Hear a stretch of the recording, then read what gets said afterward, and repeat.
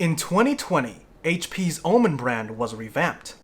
Its former identity as the aggressive gaming mark was transformed into something a bit more subtle, more minimalist. And that translated over to its laptops too, with the Omen 15 undergoing a drastic redesign in and out to suit the new theme. And that worked out well for them, as it was one of the most critically acclaimed gaming laptops of 2020. However, the conventional design is all but gone. Overshadowed by its more radical sibling, almost no one realizes it exists. It's the dark, repressive side of the Omen brand.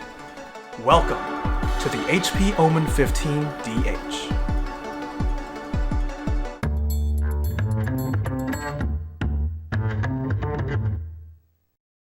So first impressions, and this laptop makes no attempt to conceal its gaming heritage.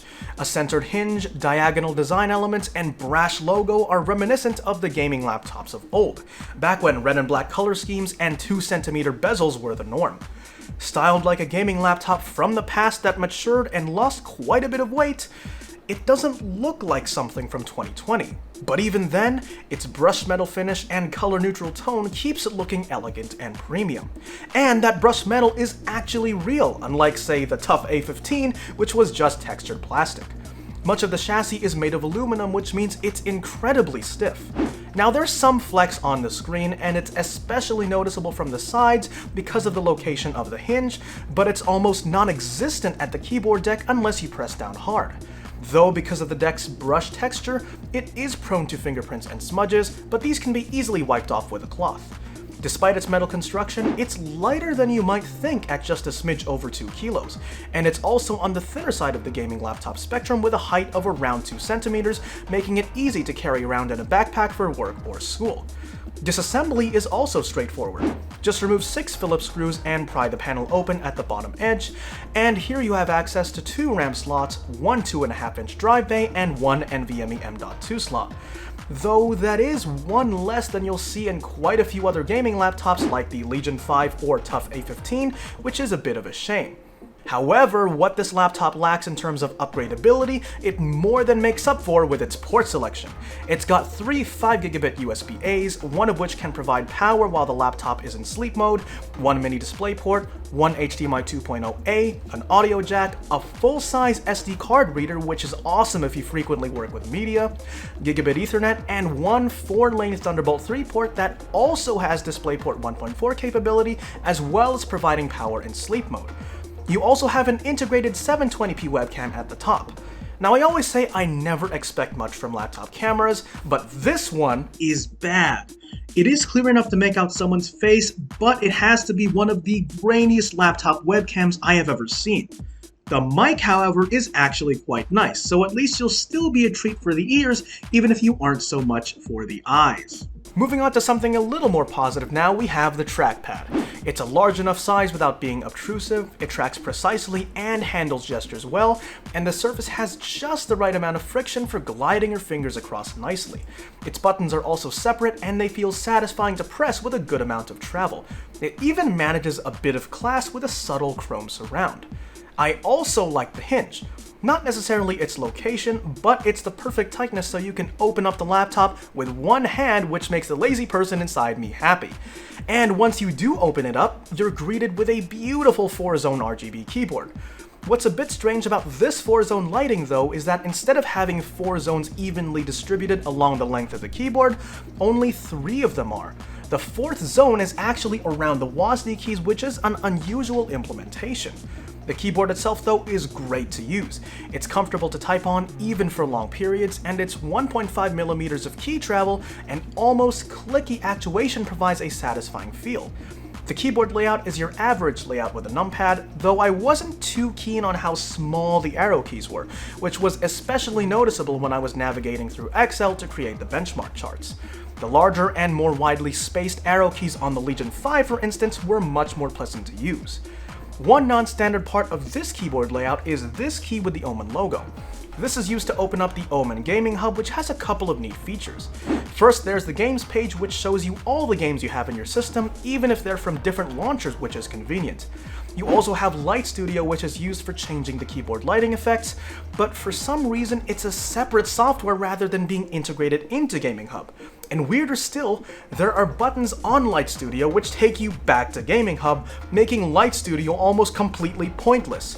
Why didn't they just combine the two programs into one? Not a very big brain strat, HP. Another thing you can do in Gaming Hub is check system vitals like CPU and GPU usage and undervolt your CPU. This part is pretty cool because typically you'd undergo a series of trials and errors before you find a low enough voltage that also doesn't crash your PC. But this software features an intelligent undervolting profile which does all the hard work for you. If you want to create your own profile, unfortunately the software only allows you to control core voltage and nothing else, so it's not as useful as the intelligent profile. If you were thinking to use Intel's Extreme Tuning utility instead, sadly the core and cache voltages are grayed out, so the intelligent profile is your only real option. Aside from undervolting though, you can also change between 3 performance profiles: comfort, default, and performance, as well as ramp up the fans to maximum speed for hardware-intensive stuff like gaming. But after testing this, I found that their impact on thermals was almost negligible, so I just leave it at auto so you don't have to manually trigger the fans every time.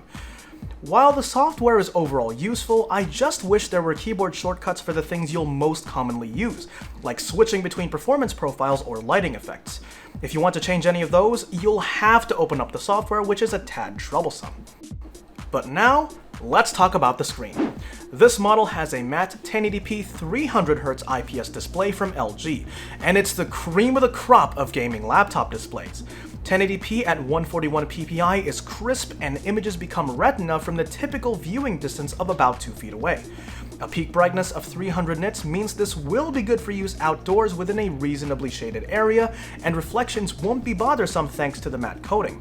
Viewing angles are excellent, as are the colors, covering 100% of the sRGB color space, making it great for creative work. The contrast ratio of about 1000 to 1 is normal for an IPS display, but when viewed in the dark, there's barely noticeable IPS glow or backlight bleed, making it great for watching your favorite shows or movies at night. But you can say that about almost any other device.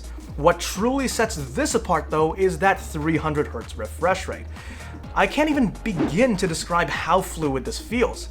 If you thought 144Hz was smooth, you ain't seen nothing yet.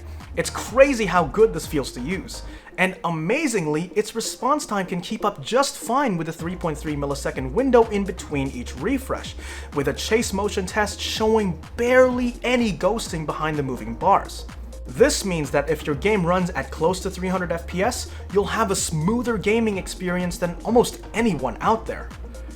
Realistically though, even the top-of-the-range 2080 Supermax Q won't be powerful enough to run most games at that kind of frame rate unless you turn down your graphics settings and/or resolution to potato quality.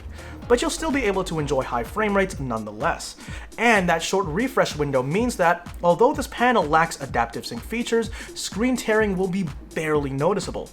For those who can't visualize this, screens actually don't refresh all pixels at the same time.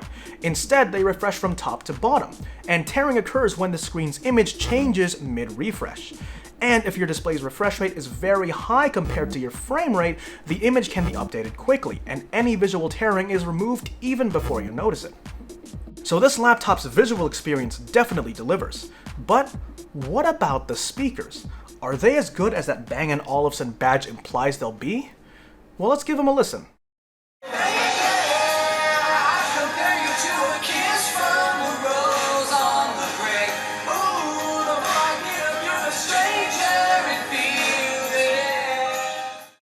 Overall, they sound great. They're powerful enough to fill a room, and the angled positioning on the side of the laptop keeps the audio rich and detailed, though the bass could be better. So far, aside from the bad webcam, my experience with this laptop has been solid. Superior build quality and materials, great keyboard and trackpad, and a screen second to none for gaming, yet still capable for content creation and consumption. And now, my friends, it's time to see what this thing packs under the hood. My unit comes with a 6-core 12-thread Intel Core i7-10750H, an 80-watt RTX 2060 that can actually get up to 100 watts when performance mode is enabled, 16 gigs of DDR4 2933 in dual channel, a 1TB Samsung PM981A NVMe SSD, and an Intel AX201 Wi-Fi module that provides both dual-band AX Wi-Fi and Bluetooth 5.1. As spec'd, this unit costs $1,500 at the time of filming. The range kicks off with an i7-10750H paired with a 1660 Ti, 16 gigs of DDR4 2933 in dual channel, a 1080p 144Hz 100% sRGB screen, a 500 gig SATA SSD, and 32 gigs of Optane memory for $1,150.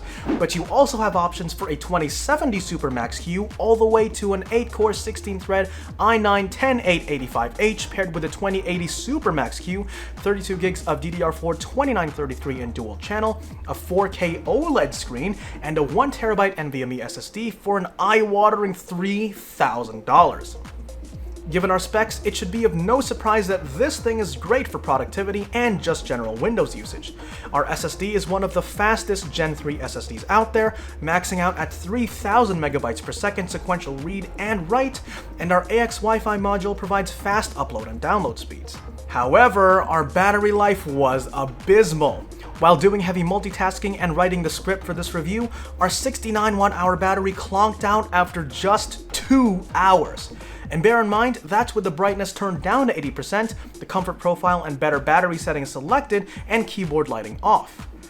This is a peculiar result to say the least, because the redesigned Omen has a similarly sized 71 watt-hour battery, but yields far better battery life even with similar hardware. So if you plan on bringing this to work or school without a charger, good luck.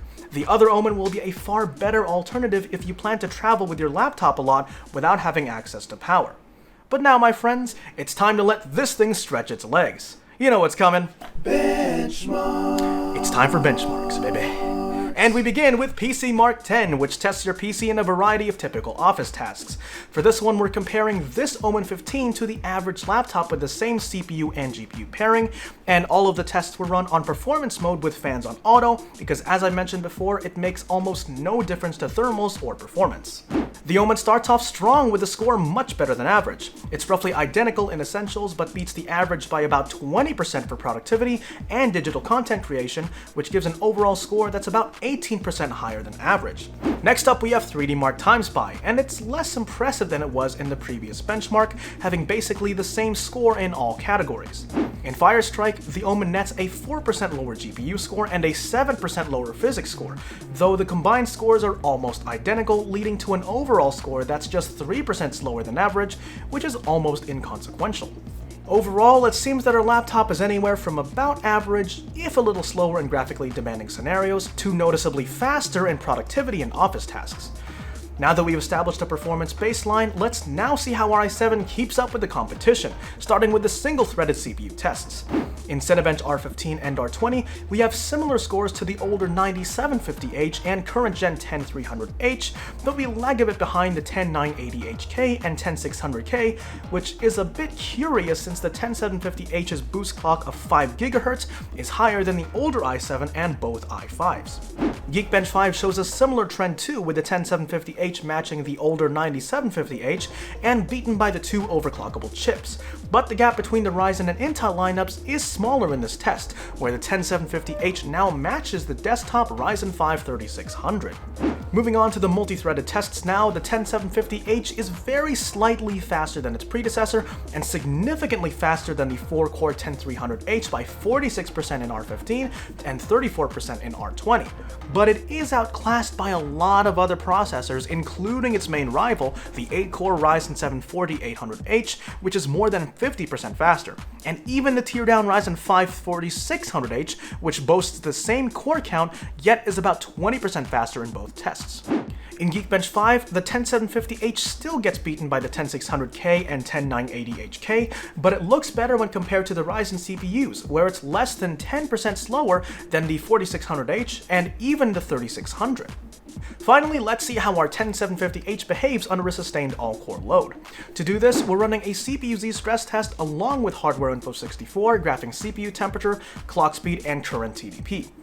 Initially, we have a very brief TDP spike above 60 watts, and almost immediately our CPU jumps up to 97 degrees and one of our cores starts thermal throttling.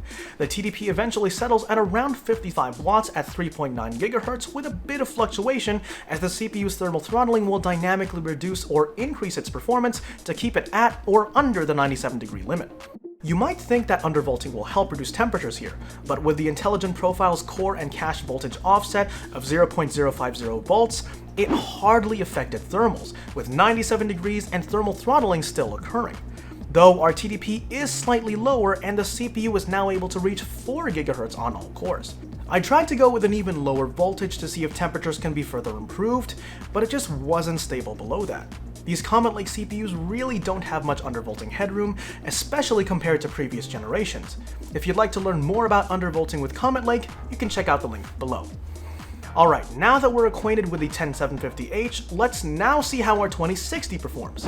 In 3D Mark Time Spy, we see that we are nowhere close to desktop performance, which is about 20% faster.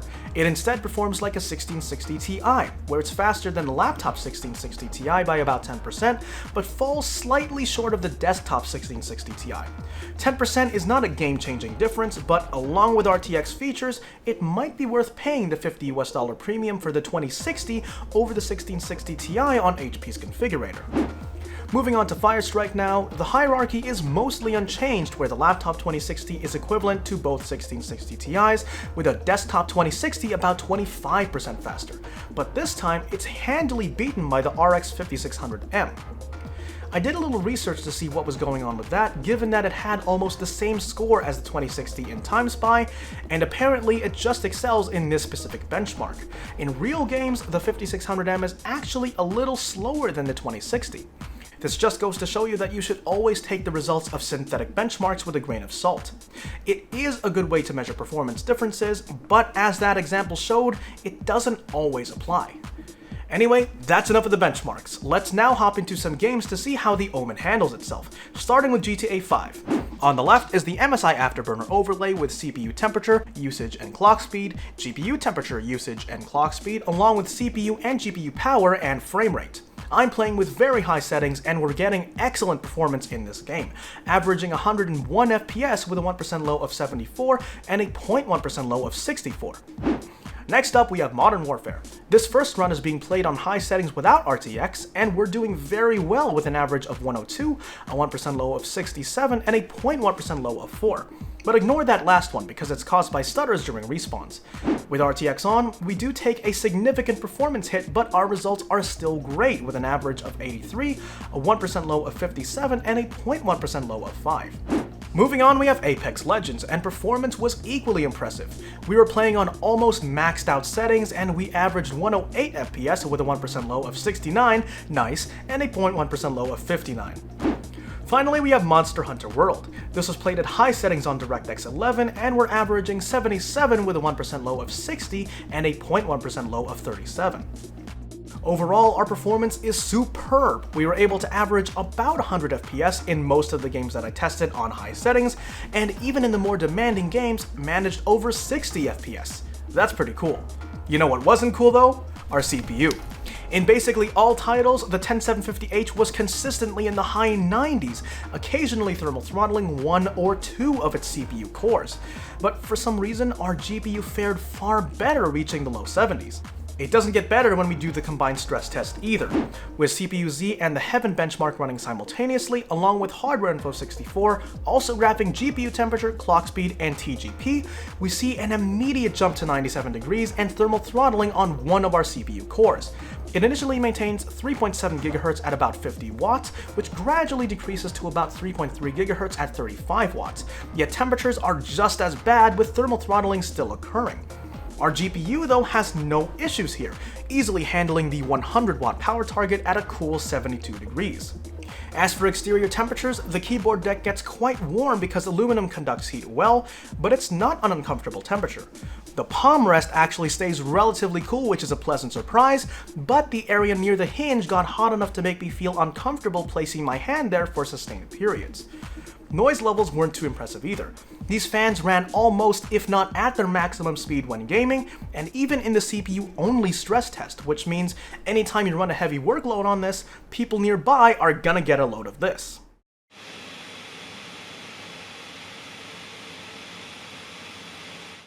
I wouldn't mind if it was a whooshy kind of loud, but these fans also create a high-pitched noise that makes them easier to pick up on.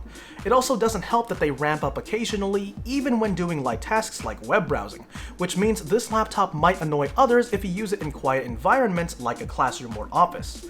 That being said, performance mode is probably not the best choice for situations like that, so let's now explore how the various performance profiles affect the Omen 15. First up, we have the CPU-only stress test, and we're comparing the 10750H's sustained clock speed, temperature over ambient, and TDP across the three profiles. Keep in mind, all bars are scaled relative to performance mode, which seems to offer an unrestricted TDP that was limited to about 55 watts because of thermal throttling, along with the highest clock speeds of 4 GHz. Default and Comfort both dropped that to the standard 45 watt limit, which allows a sustained clock of 3.7 GHz without thermal throttling this time, which is good.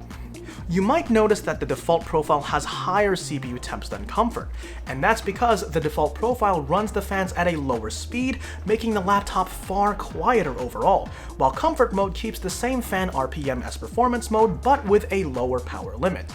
So because of the thermal throttling, I'd recommend anything but performance mode for CPU-only workloads. Choose default if you want silence, and choose comfort if you want cooler temperatures. Next up, we have the CPU and GPU stress test, where we're also comparing GPU power and temperature over ambient across the three profiles. First, let's go over the CPU, which did throttle one of its cores in all three profiles. However, it only happened a couple times in the comfort profile due to the lower temps of 72 degrees over ambient, rather than throughout the entire run on the other two profiles, which were at 76 degrees over ambient. Comfort and performance mode also had slightly higher clocks at 3.3 GHz compared to just 3 GHz on default mode due to their 5 watt higher power limit. On the GPU side, only performance mode can use the 100 watt power limit of the 2060, while the others are restricted to 80 watts. As Comfort uses the same fan speed as performance with a lower GPU power limit, temperatures are slightly better, and funnily enough, default has worse GPU temperatures than even performance mode, though it does make fan noise much fainter. Given that the performance profiles change both CPU and GPU power limits, you might be wondering now how this will affect our in-game frame rate. Well, to observe this, I tested Modern Warfare on the same map using the same weapons and playstyle 3 times for each profile and averaged their results. Performance mode yields the highest averages and lows, followed by Comfort due to its 80 watt GPU power limit, and then Default as it has the lowest CPU and GPU power limits. Our averages are about 8% better moving from Comfort to Performance, while they're about 11% better moving from the default profile. Despite its clear performance benefit, most people should use the Comfort profile. In games, the CPU is about 10 degrees cooler, which means it won't throttle nearly as much and you won't have to worry about it, and I think many of you would trade in that extra 8% performance increase for peace of mind. But if you really can't stand not having that 8%, there is a way that you can have your cake and eat it too. There's a software called Throttle Stop which allows you to change the CPU power limits among other things, and after changing to a PL1 of 25 watts and a PL2 of 38 watts, I was able to reduce CPU temps by about 10 degrees in games, which is huge, just like with the Comfort profile. Granted, our CPU clocks are lower, which means 1% and 0.1% lows do suffer, but that 100 watt GPU power limit still nets us better averages than when using default or Comfort. So where does that leave us then? Well, this laptop certainly isn't perfect. There are some serious oversights on HP's part, like the lackluster battery life and CPU thermals. But there are also some really tempting things that might be enough to sway you, like the display, or the performance, or even the build quality. And that might make it good enough for many people. The only problem is that it has a sibling. And not only does that address the two main issues of this model, you also have the option to go Ryzen, which means you get 8 cores for far less than you would on Intel's side. It really does leave you wondering, why does this exist? How does HP justify selling this when they already have something so enticing? Well, compared to the new version, this one is noticeably cheaper if you compare them spec for spec, making this a better value hardware-wise. Furthermore, the main reason that the new Omen has better CPU thermals is because it runs at a much lower power limit out of the box.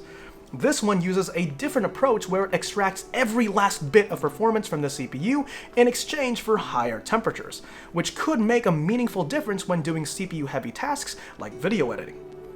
So yes, if you can make your peace with its shortcomings, or if you can find a workaround, this can be a good laptop for the money. But unfortunately, in the eyes of most, it'll be upstaged by its younger, more impressive sibling. Thanks for watching, guys. If you liked this video, please consider giving it a thumbs up and subscribing to the channel, and don't forget to hit that bell icon next to it so you don't miss any future videos. Links to buy the Omen 15DH as well as the redesigned version are available in the description, and post all your questions and comments below. Take care, everyone, and I'll see you in the next video.